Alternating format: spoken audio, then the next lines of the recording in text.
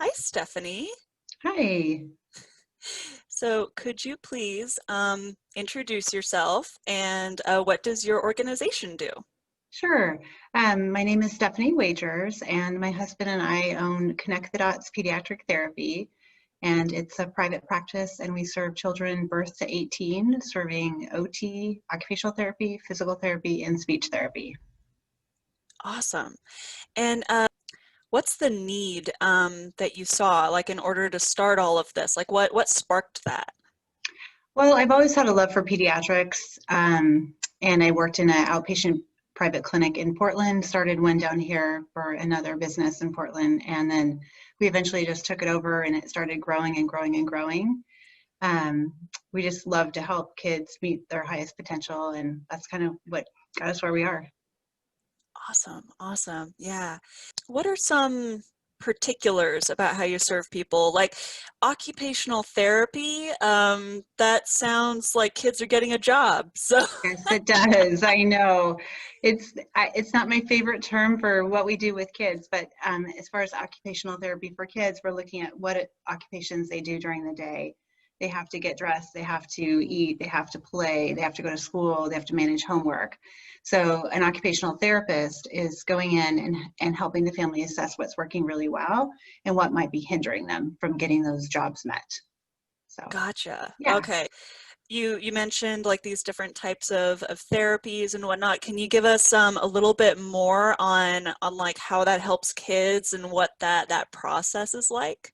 Sure. So let's just take a kiddo that comes in with autism and Okay. maybe they're really struggling tolerating noise or being in a classroom, can't tolerate getting dressed, and maybe they're toe walking as well. So we would get a physician referral to see the child, and we're going to meet the child and the family where they are. And we kind of attack therapy through play, which is the child's occupation, and make it fun.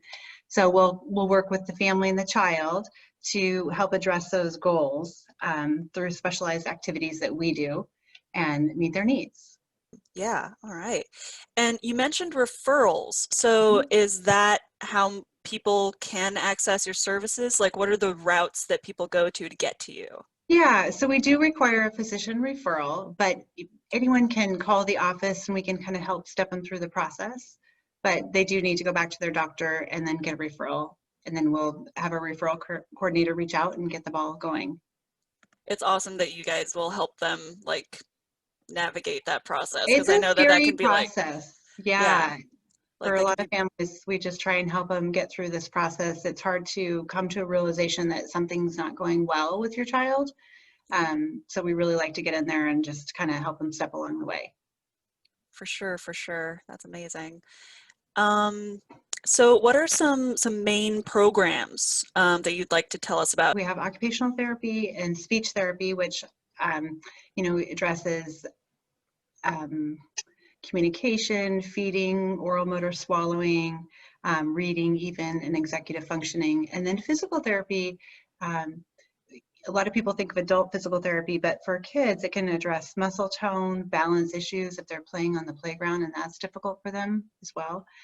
Currently, we don't have any groups going on, but hoping in the next few months we'll be able to get groups, maybe online groups for families. But I think right now people are zoomed out.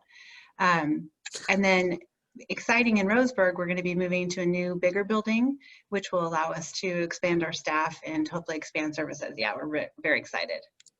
That's awesome. You mentioned that you're thinking about doing like virtual groups and stuff. Is Mhm. there anything else that you're doing like in relation to COVID, like precautions, things that have Of changed? course. A lot has changed. Yes, we're doing telehealth for families that want telehealth services, and most insurance companies will allow it. Um, so as long as insurance allows it, then we'll definitely get the family going with telehealth, which has been great because it gives us a window into their home. And a lot of times kids will act one way in therapy and act a different way at home. So we really get to coach that parent, which is what our model is, coaching the parent how to work with the child. Precautions, we have social distancing, waiting room closed, cleaning galore, yeah, masks.